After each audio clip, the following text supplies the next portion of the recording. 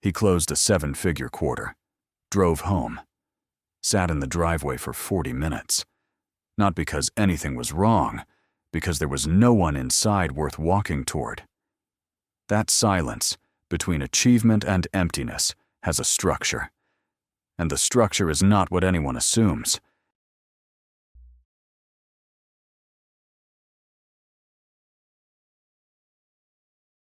In 2009, John Cacioppo at the University of Chicago published research that reframed loneliness from a social problem to a biological one. His finding was specific. Chronic isolation produces the same inflammatory markers as physical injury. The body does not distinguish between being alone and being wounded. 26%. That was the elevated mortality risk for people experiencing persistent social disconnection. Not elderly shut-ins, working professionals, people with full calendars and empty rooms. What Cacioppo could not explain was why a specific population kept appearing in his data.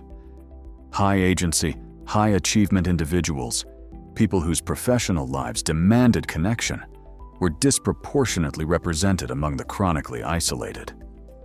In 2010, Robin Dunbar published his analysis of social network capacity. The number that entered popular culture was 150, the theoretical maximum of stable relationships a human brain can maintain.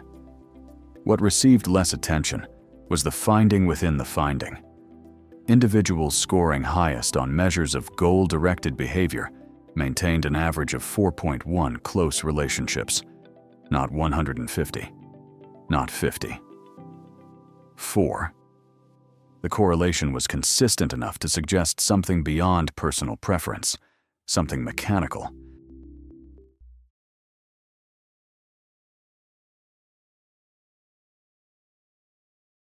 The comfortable explanation is burnout.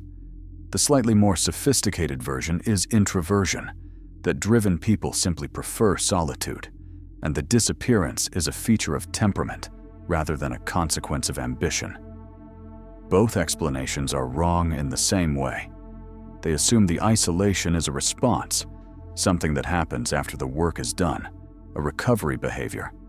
The mechanism operates in the opposite direction. In 2010, Gregory Berns and his team at Emory University published neuroimaging research that mapped how the dopamine system prioritizes reward categories. The finding was architectural. Dopamine pathways do not simply add new reward sources, they compete. When one reward channel is consistently activated at high intensity, the kind of intensity that building a company or closing a deal or solving a complex problem produces, adjacent reward channels are suppressed, not ignored, neurochemically suppressed. The reward channel most vulnerable to this suppression is social bonding. The mechanism operates like a furnace that burns social fuel first, because it is the most accessible combustible. The warmth of connection, the satisfaction of being known, the quiet pleasure of an evening where nothing is optimized. These are the first fuels consumed when the achievement engine runs hot. Not because they don't matter, because they are easiest to convert. But that's not actually what's happening, not fully. It's not that ambitious people choose work over people. It's that the reward system that makes them exceptional at work is cannibalizing the reward system that makes people feel like people. The isolation isn't chosen, it's manufactured by the same system that manufactures the achievement. Whether this competition is strictly causal or correlational remains contested in the literature. Berns himself noted the limitations of cross-sectional imaging, but the behavioral pattern replicates with uncomfortable consistency. The higher the drive, the smaller the circle.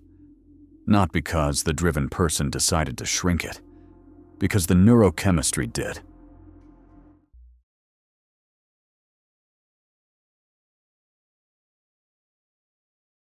He is 38, founder of a SaaS platform with 11 direct reports and a retention rate his investors describe as exceptional. His co-founder texted him, "Happy birthday" last March. It was the only non-automated birthday message he received. He does not frame this as loneliness. The framing is efficiency. He left his college friend group around 29, not through conflict, through calendar. The dinners became quarterly, then annual, then a group text that generates fewer responses each year. He watched it happen the way a person watches a plant dry out on a windowsill, aware, technically responsible, doing nothing. His last relationship ended 14 months ago. She used a phrase during the final conversation that he thinks about more than he admits. Talking to you is like talking to someone who's already left the room. He understood what she meant. He also understood that the room she was describing, the one where presence is unstructured, where attention has no deliverable, had stopped producing any sensation he could recognize as reward. At what point does optimization become amputation? He runs morning metrics on his own psychology. Sleep scores, HRV, mood tracking apps with numerical outputs. He has turned his inner life into a dashboard, and the dashboard shows green. Every metric performing. The only metric he cannot track is the one that measures whether any of the performance is experienced by another living person. His 11 direct reports would describe him as focused, fair, slightly unknowable. His investors would describe him as high conviction. His co-founder would describe him as the most reliable person he's ever worked with. None of them would describe him as someone they know.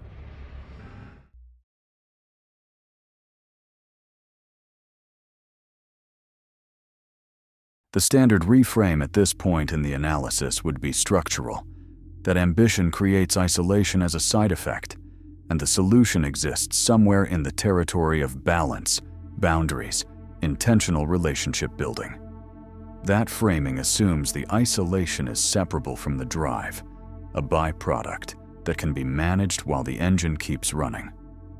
The research points to something more uncomfortable than that. What we've been calling a side effect of ambition is actually ambition itself, operating exactly as designed. The dopaminergic competition Berns identified is not a malfunction. It is the mechanism by which high performance is produced. The suppression of social reward is not an accident of the system. It is the system removing friction. Relationships are friction. Emotional entanglement is friction. The need to be witnessed, held, known. All friction. And the achievement engine is, above all else, a friction elimination machine. The parallel in exercise physiology is precise.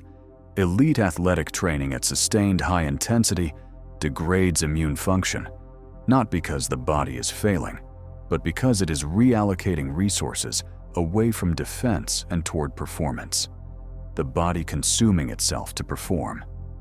The social architecture of an ambitious life operates identically, the system consuming connection to fuel output.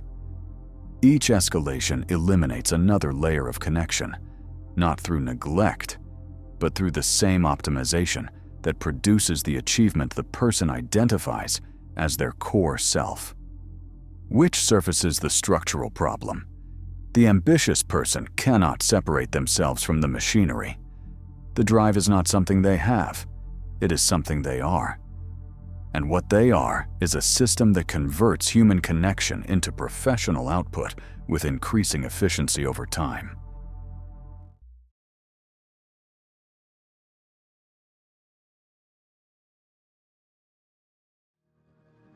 He is still in the driveway. The quarter is still closed. The house is still empty. The mechanism is now visible. The furnace, the fuel, the friction it eliminates to keep burning. Knowing changes nothing about the combustion rate.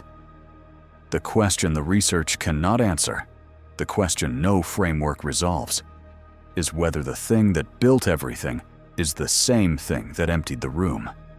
And if it is, what exactly has been built? The same machinery that empties the room also reaches for the portfolio. And what it does there is worse, because the loss is measured in numbers no one can reframe.